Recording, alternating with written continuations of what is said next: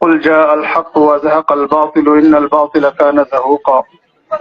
আলহামদুলিল্লাহ, আসলেও আজকের মজমা এটা অনেক পেরেশানি এবং কষ্টের মজমা। এখানে আমি মানসিকভাবে যে পরিমাণ বিধ্বস্ত, কথা বলার কোনো অবস্থান নাই, তারপরেও মনের ব্যথা, এই জন্য এক দুইটা কথা বলছি।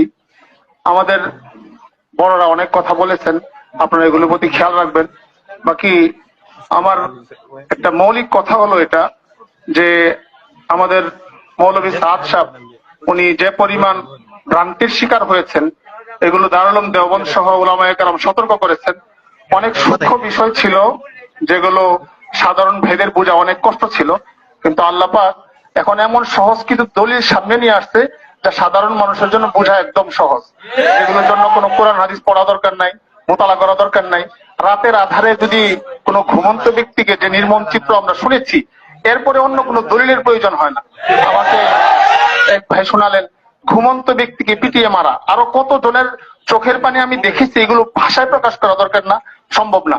চোখের পানি এবং মানুষের ওদের নির্মমতা দেখে শিক্ষা নেওয়া দরকার, আমাদের বিষয়টা বোঝা দরকার। আমি 1 মিনিট সময় নিচ্ছি, দারুল উলুম দেওবন্দের ফতোয়ার একটা অংশ বিশেষ শুনিয়ে দিচ্ছি, আমি নিজের থেকে কোনো মন্তব্য করতে চাচ্ছি না।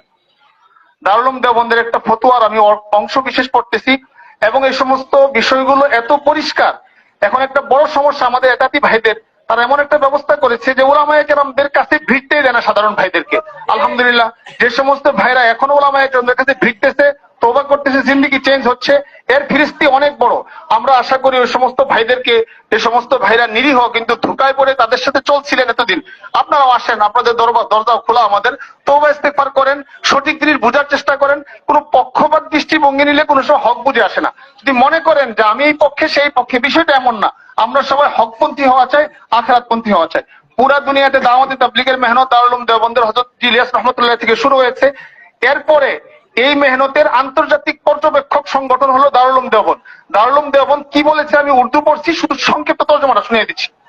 हम उम्मत मुस्लिमा बिलखुसूस आम तबलीगी अहबाब को इस बात से आगाह करना अपना दीनी फरीजा समझते हैं कि मौलवी मोहम्मद साद साहब कम इल्मी के बिना पर अपने अफकार और नजरियात और कुरान और हदीस की तशरीहात में जुमहूर अहले सुन्नत और जमात के रास्ते से हटते जा रहे हैं, जो बिलाशुबा गुमराही का रास्ता है।